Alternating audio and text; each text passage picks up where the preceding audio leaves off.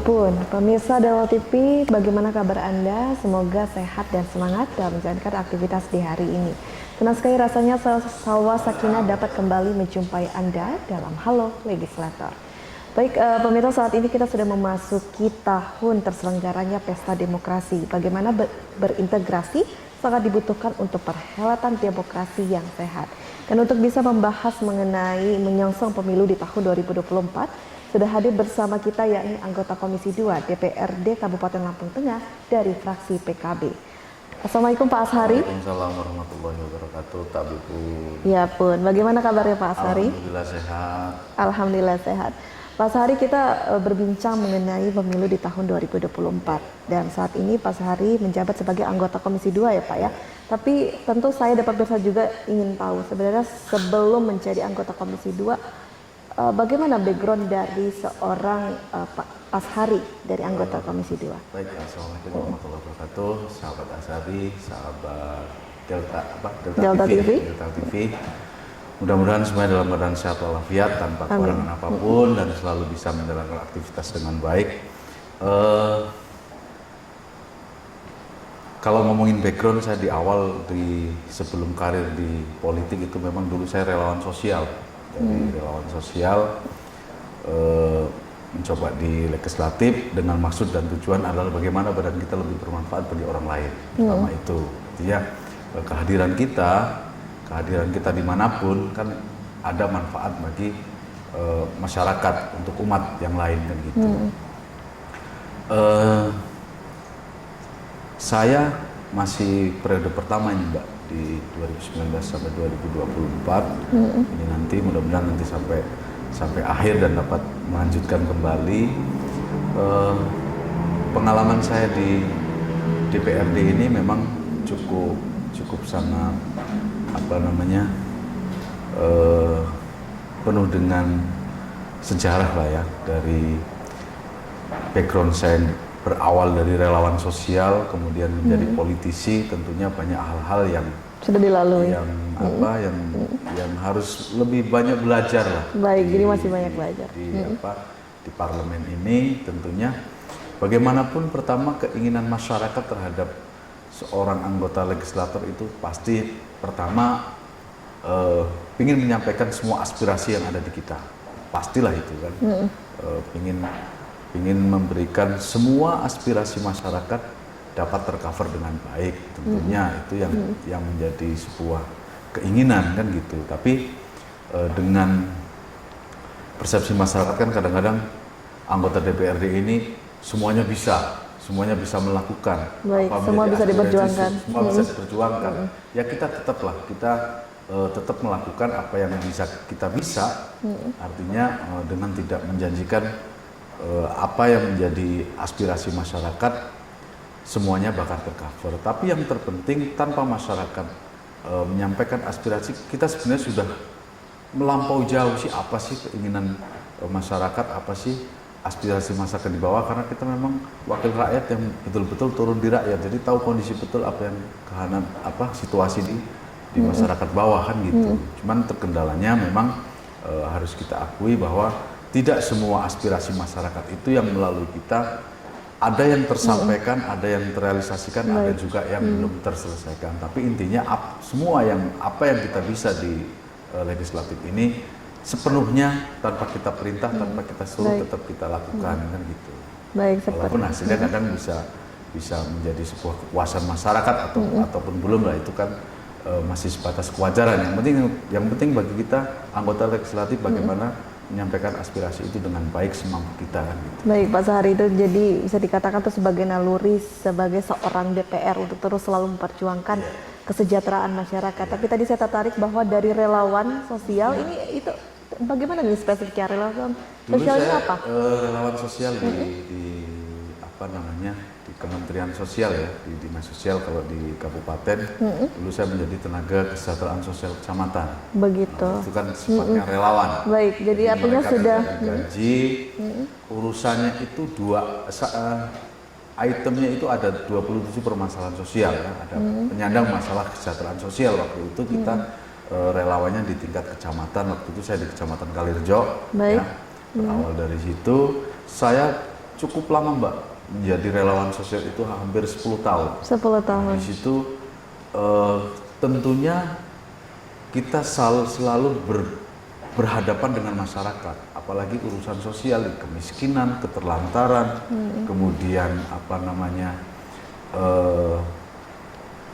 kemiskinan, keterlantaran, kemudian permasalahan yang berkaitan dengan sosial, itu setiap hari kita ketemu terus. Jadi dari perjalanan itu, waktu itu saya muncul mindset di benak-benak kita, di benak saya, bahwa mungkin ketika saya di anggota legislasi ini, mudah-mudahan setiap permasalahan yang dulu saya coba inventarisir ini, dengan saya menjadi anggota DPRD ini, tentunya harapan kita akan bisa lebih tercover, akan lebih terakomodir kan gitu, dengan permasalahan semenjak pengalaman saya 10 tahun itu kan sangat cukup lama lah dengan permasalahan masyarakat tentang itu kan gitu. Jadi alhamdulillah di 2019 saya dapat terpilih melalui Partai Kebangkitan Bangsa. Jadi disinilah kesempatan saya untuk mewujudkan itu. Ya, ada yang tercover dengan baik, ada pula yang belum tercover dengan baik. Tapi pada intinya saya tetap berkomitmen bahwa berawal dari relawan sosial, kemudian walaupun sudah menjadi anggota DPRD, pada intinya bagaimana badan ini bermanfaat, bagaimana kekuatan menjadi anggota DPRD ini mampu memberikan kemaslahatan bagi orang lain. Artinya bisa menjadi lebih penolong yang lebih maksimal, kemudian bisa menghantarkan semua permasalahan-permasalahan yang masyarakat ada, kita dapat memfasilitasi hingga permasalahan selesai kan gitu. Artinya skupnya lebih luas kan gitu. Baik, seperti itu. Jadi artinya bahwa ketertarikan itu muncul awalnya dari karena ingin menjangkau lebih luas lagi secara maksimal untuk bisa membantu. Lebih luas menjangkau terhadap permasalahan-permasalahan masyarakat bawah, terhadap permasalahan-permasalahan yang kalau kita sering turun di lapangan kan ya, seperti kemiskinan, keterlantaran, kemudian penyandang disabilitas dan lain sebagainya di sosial itu sangat Baik, Pak Ashari. Sangat banyak sekali. Tentu bicara permasalahan masyarakat ini kan sangat kompleks dan beragam. Tapi dari Pak Ashari sendiri sebenarnya sangat concern atau fokus dalam permasalahan apa yang diperjuangkan untuk masyarakat? Saya di masyarakat itu ya, terutama yang langsung berhubungan dengan masyarakat. Misalkan masyarakat ada yang masyarakat miskin itu kan ada yang rumahnya tidak layak huni misalnya. Baik. Kita coba fasilitasi baik swadaya maupun dari anggaran APBD maupun APBDN supaya kita dapat membenahi rumah dia hingga dia bisa mencapai kehidupan yang sedikit layak lah kan gitu. Karena kalau bicara kemiskinan, apalagi bicara rumah, mereka untuk jangankan untuk memperbaiki rumah, memperbaiki situasi saja untuk kebutuhan sehari-hari untuk anak-anaknya dan lain sebagainya, mereka sangat susah. Jadi saya lebih cenderung ke arah sana. Sangat concern pada kemiskinan. Kita melakukan beberapa kegiatan-kegiatan yang berkaitan dengan itu. Kita melakukan bedah rumah yang sifatnya swadaya maupun pemberian bantuan dari Baik Pak Ashari, terima kasih. Jadi artinya apakah akan saya tanyakan nanti apakah kemiskinan ini sebagai janji politik yang akan dibawa di pemilu 2024, tapi jangan dijawab dahulu. Untuk pemirsa jangan kemana-mana, tetap di Halo Legislator.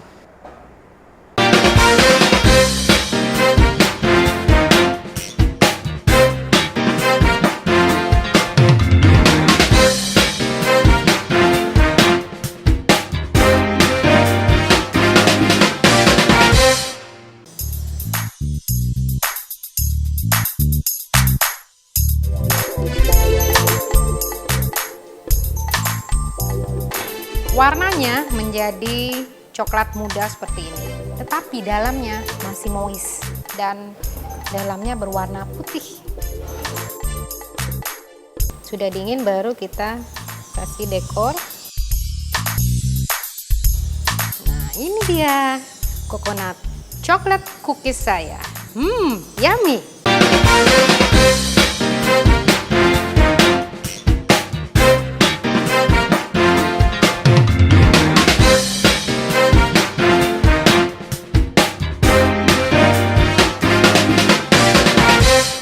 Terima kasih pemirsa, Anda kembali menyaksikan Halo Legislator. Baik Pak Ashari, tadi sempat terputus, apakah sangat concern terhadap kemiskinan, apakah hal tersebut nanti akan dijadikan sebagai janji politik untuk dibawa di pemilu 2024? Kalau saya dari dulu, semenjak seingat saya itu nggak pernah janji-janji, Mbak. Saya itu nggak pernah. Baik. Saya nanti kalau jadi dewan akan menjanjikan. Bukan tipikal yang seperti itu. Kamu jadi miskin nanti bisa jadi kaya. sejahtera, gitu. tidak. Yang jelas saya sudah hampir 4 tahun ya, sudah hampir habis. Dari awal saya mulai berkecimpung di politik ini, saya tidak pernah menjadikan apapun. Artinya ketika Mas misalnya dalam persoalan infrastruktur misalnya, ini seperti ini apa yang tetap kita upayakan. Bagaimana tanpa mereka menyampaikan, kita kan orang di bawah nih, tanpa mereka melakukan aspirasi, kita turun di bawah kan kita tahu kan gitu. Artinya saya bukan tipikal orang yang menjanjikan, tapi lebih cenderung kepada apa yang bisa kita lakukan tanpa diperintah pasti kita berikan kan gitu. Artinya tidak dengan janji-janji, tetapi bahasa politisnya itu apa ya, akan kita berikan bukti semampu kita kan gitu. Kita tidak pernah menjanjikan hal-hal yang namanya janji lah, namanya nanti kan ketemu kita sendiri, sedangkan di dewan ini kan tidak seperti robot yang bisa ngapa-ngapain kan, bisa berbuat apa saja kan gitu. Kita harus mengukur itu, dan yang terpenting adalah bagaimana kita tanpa masyarakat memberikan aspirasi, kita sudah punya pemikiran terhadap sebuah permasalahan dan bagaimana kita memberikan solusi kan gitu. Baik, seperti itu. Jadi yang ditawarkan langsung kepada solusi, langsung dekat kepada permasalahan, bukan janji-janji. Tidak janji-janji, tapi ya walaupun sedikit banyak semenjak periode saya ini sudah hampir ini, tapi walaupun tidak janji-janji, sedikit rakyatan sedikit ataupun banyak sudah kita lakukan. Apakah dengan cara seperti itu bisa meyakinkan masyarakat bisa mendapat suara banyak di sini? Kalau itu terserah masyarakat bagaimana menilai kan gitu. Kenapa sih? Saya ingin dilihat tidak frontal dengan janji tapi palsu kan gitu. Baik. Kita tidak mau muluk-muluk nanti akan menjanjikan begini, sementara setelah kita di parlemen ini tidak bisa memberikan apapun, kan itu namanya PR besar lah kan gitu. PR besar yang sifatnya nanti akan menjadikan sebuah bisa katakanlah bisa menjadi sebuah cemoohan kan gitu. Janji lu gimana dulu kan gitu.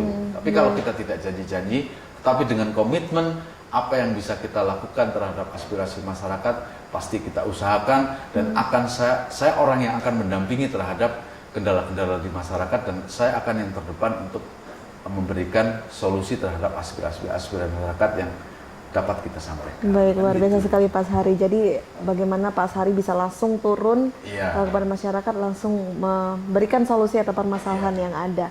Lalu kemudian tidak memberikan janji politik, apakah artinya juga di sini perlu ada money politik, memberikan anggaran 94, atau sebenarnya jauh juga dari hal tersebut? Kalau ngomongin money politik, ya kita jujur, kita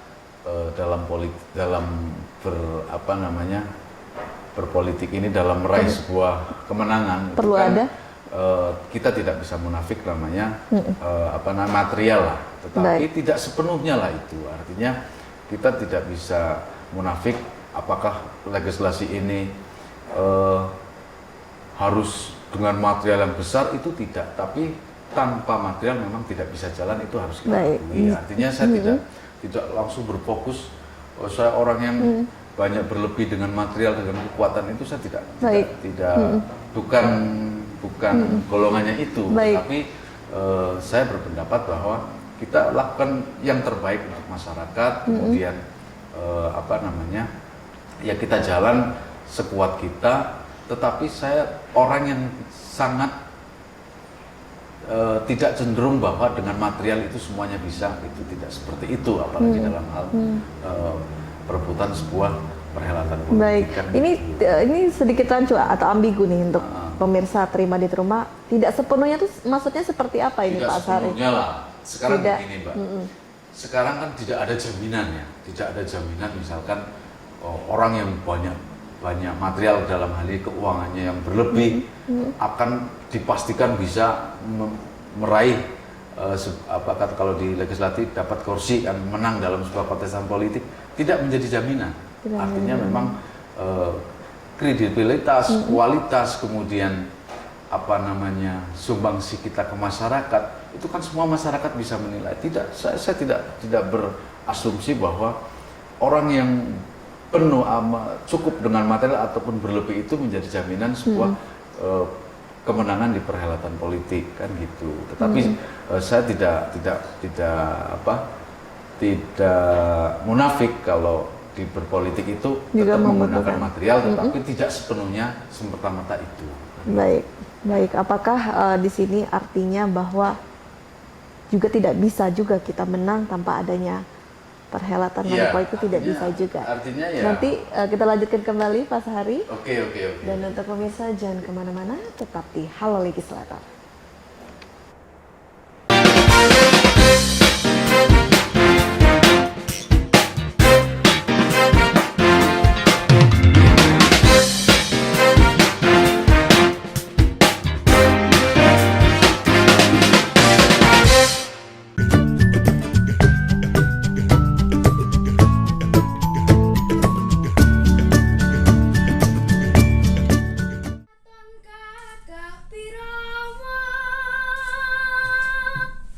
Darah seni yang diturunkan dari orang tua, buyut, dan eyangnya mengantarkan Woro Mustiko Siwi menjadi dalang cilik yang serba bisa. Selain jago mendalang, bocah berparas ayu ini nyatanya juga piawai menari, menyanyi serta nyinden.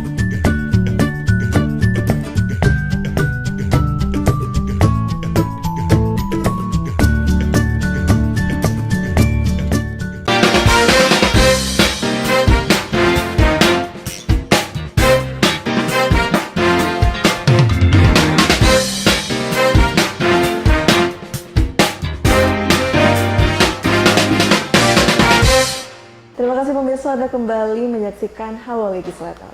Baik, kita lanjutkan kembali Pak Ashari, bahwa artinya di sini Pak Ashari tidak sepakat ya bahwa kita tidak bisa menang dalam pemilu 2024 tanpa adanya menggelontorkan uang sedemikian rupa.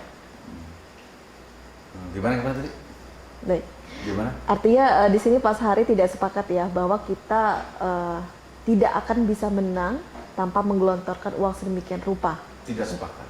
Artinya uang bukan segala-galanya dalam politik menurut saya, kan gitu. Tadi sudah saya sampaikan kualitas, kredibilitas, kemudian semualah upaya-upaya kita yang mengarah mencapai sebuah kemenangan dalam sebuah kontestan. Tanpa materi kita tidak bisa bergerak, iya. Karena kita mungkin lah, kita nggak munafik, kita jalan ke sini menemui konstituen dan sebagainya, kan butuh itu, iya. Tetapi bukan segala-galanya juga. Ketika nanti mungkin sahabat-sahabat semua yang masih mau nyalon-nyalon nih, apa segala macam, ketakutan dengan tidak ada yang materi segala macam yang berlebih, sehingga tidak semangat, kan gitu. Kalau saya berprinsip bahwa sekali lagi materi itu tetap diperlukan, tetapi tidak sepenuhnya sebuah harus banyak modal, banyak duit yang banyak akan pasti memenangkan kontestan. Itu menurut saya sangat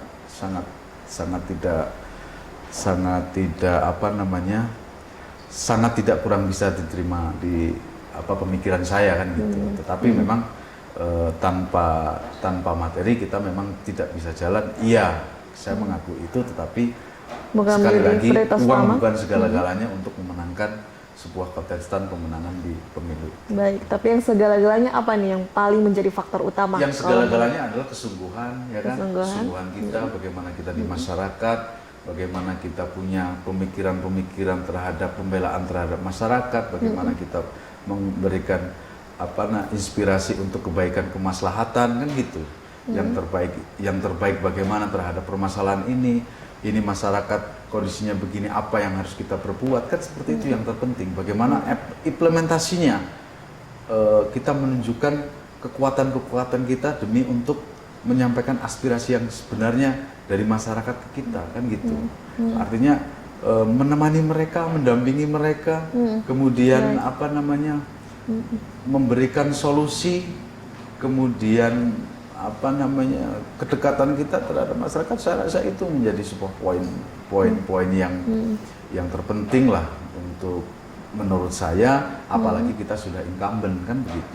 Artinya ya namanya legislasi seperti ini kan konstituennya kan tidak sedikit, ribuan kan gitu. Artinya pokoknya kalau saya berprinsip semaksimal mungkin konstituen ataupun masyarakat bagaimana caranya tidak kecewa dengan kita melakukan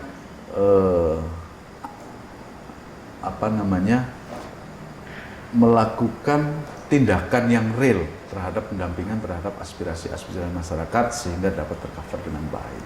Baik Pak Ashari, jika tidak dengan menggunakan janji politik, kemudian juga tidak main atau bermain di money politik, maka pasti apa yang dipersiapkan yang menjadi pegangan untuk meyakinkan masyarakat? Apakah akan ada program baru dengan nuansa baru atau seperti apa untuk pemilu 2024? Kalau program-program pastilah semua pasti akan ada. Pasti akan ada. Bagaimana nanti konsep-konsep, bagaimana kita lebih bisa memberikan aspirasi yang lebih kepada masyarakat, seperti hal-hal yang positif, seperti tadi misalnya kita turun ke lapangan dengan kondisi yang ada, kemudian kita lebih dekat dengan masyarakat, kita silaturahminya lebih diprioritaskan ke masyarakat dan dekat dengan masyarakat.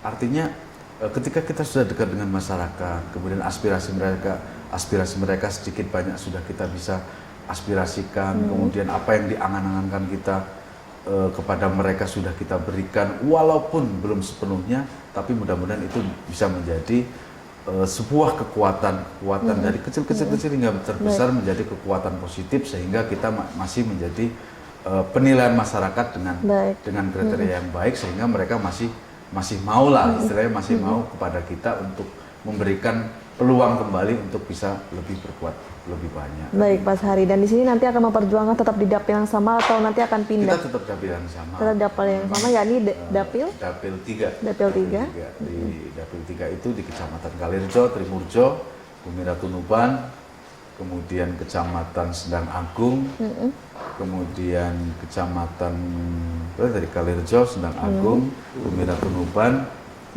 kemudian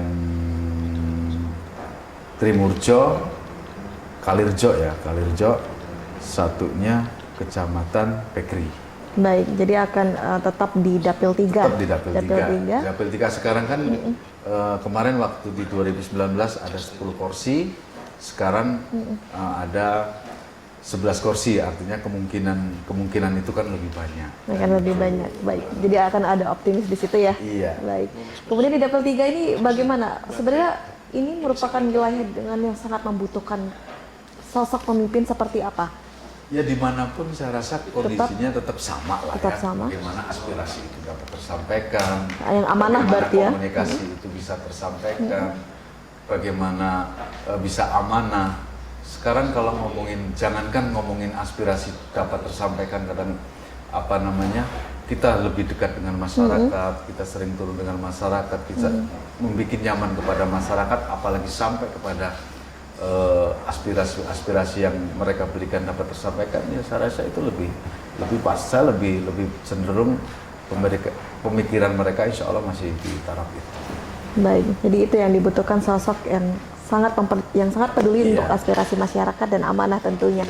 Tapi kalau dari sudut pandang Pak Ashari sendiri melihat tentu 2024 ini akan semakin berat tantangannya, atau sebenarnya sama saja nuansanya seperti pemilu tahun 2019? Kalau pengalaman saya sih, karena walaupun saya sudah incumbent tapi kan belum lama di politik, tetapi saya rasa namanya kebutuhan masyarakat, kemudian kepentingan masyarakat untuk mengarah kepada masyarakat untuk lebih sejahtera, kemudian lebih nyaman, lebih damai dan lain sebagainya, tentunya saya rasa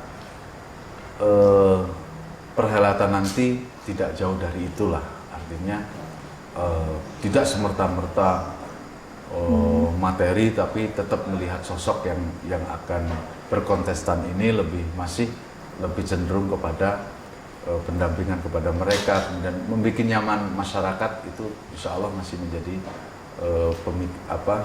pemikiran yang positif terhadap para politisi-politisi. Baik, luar biasa Pak Sahari. Terakhir mungkin bisa memberikan tips untuk bacalek muda atau pemula yang mungkin pada saat itu juga ini tahun pertama juga ya, perdana, bagaimana agar bisa menang di pemilu 2024? Baik, kredibilitas, kemudian totalitas, semangat untuk mencapai apa yang kita inginkan, tentu itu sebuah harga mati. Tetapi untuk sahabat-sahabat semua, ini insya Allah yang mau berkontestan di legislasi ini, mudah-mudahan tetap tambah semangat, jangan takut dengan kekurangan, jangan takut dengan apa tadi Mbak yang sampaikan itu tadi, dengan politik uang dan lain sebagainya. Jangan takut dengan, lakukan saja yang terbaik untuk masyarakat. Yang namanya kita jadi dewan atau tidak itu kan sebenarnya sudah tercatat di di ketentuan kita selaku makhluk hidup, itu sudah pasti itu. Tapi yang jelas berikan yang terbaik kepada masyarakat, tidak berasumsi pada politik dengan yang harus super power, orang yang banyak material dan sebagainya, itu tidak jadi jaminan untuk menjadi legislasi. Jadi kalau sahabat-sahabat yang ingin meraih di legislatif ini, semangat saja, jangan nyerah dengan situasi yang ada, dengan kekurangan yang ada, tetap semangat. Siapa tahu memang yang dicita-citakan ini dengan konsep yang baik, dengan tata cara yang baik, dengan fasilitas-fasilitas yang ada secukupnya, tetap bisa mampu menghantarkan ke legislasi ini. Baik, dan mungkin bisa ditambahkan juga nih Pak Sahari juga menjadi bukti nyata menang tanpa adanya permainan seperti itu ya. Iya, artinya kemenangan tidak dijamin oleh sebuah material yang banyak. Baik. Tanpa material kita tidak bisa bergerak. Iya, tetapi jangan menjadi sebuah patokan yang besar bahwa politisi ini harus yang super power, itu tidak. Tetapi bagaimana kita meraih hati masyarakat supaya tetap berpegang teguh pada keniatan kita bahwa untuk kemaslahatan, untuk kepentingan rakyat, kemudian hal yang terbaik bagi, kalau saya pribadi, dimanapun tempatnya, dimanapun kita menginjak bumi ini, bagaimana badan ini bisa bermanfaat untuk orang lain, itu yang terpenting. Baik, luar biasa sekali Pak Sahari. Namun tidak terasa kita sudah di penghujung acara. Mungkin Pak Sahari ada yang ingin disampaikan untuk pemirsa yang ada di rumah. Oke, baik sahabat Azhari dan semuanya sahabat Delta TV dimanapun Anda berada, mohon doanya semuanya dalam keadaan sehat walafiat, dan seluruh masyarakat Dapil 3, khususnya Dapil 3 dan umumnya Lampung Tengah, dengan kita sudah berusia 3-4 tahun ini di legislasi, tentunya banyak hal yang bisa diberikan, dan tentunya banyak hal yang menjadi sebuah kekurangan kita, dan mudah-mudahan ini menjadi sebuah koreksi kita untuk bisa menciptakan hal yang terbaik, hal yang lebih baik untuk Kabupaten Lampung Tengah umumnya, dan khususnya untuk konstituen kita. Tentunya prinsip untuk lebih baik, lebih aspiratif, lebih amanah, lebih bisa berbuat banyak untuk masyarakat, itu yang akan terus kita kembangkan. Dan pada intinya saya bagaimana bisa lebih bermanfaat, saya lebih bisa berbuat banyak untuk masyarakat, sehingga kalimat kemaslahatan dapat bisa tercapai dan bisa menopang Lampung Tengah ini, terutama Dapil 3 ini, bisa mewujudkan betul-betul masyarakat yang baldatun thayyibatun wa rufun ghafur. Baik, terima kasih Pak Sahari. Semoga dapat terus selalu memperjuangkan kesejahteraan masyarakat di Kabupaten Lampung Tengah. Semoga sukses dan sehat selalu. Alhamdulillah, siap. Dan tak lupa kita ucapkan terima kasih juga untuk pemirsa yang ada di rumah yang telah menyaksikan Halo Legislator dari awal hingga akhir. Kita doakan semoga pemilu di tahun 2024 dapat terlaksana lebih sehat sehingga menghasilkan pemimpin yang berkualitas. Saya Salsa Sakinah, mewakili kru yang bertugas pamit undur diri. Sampai jumpa di Halo Legislator berikutnya.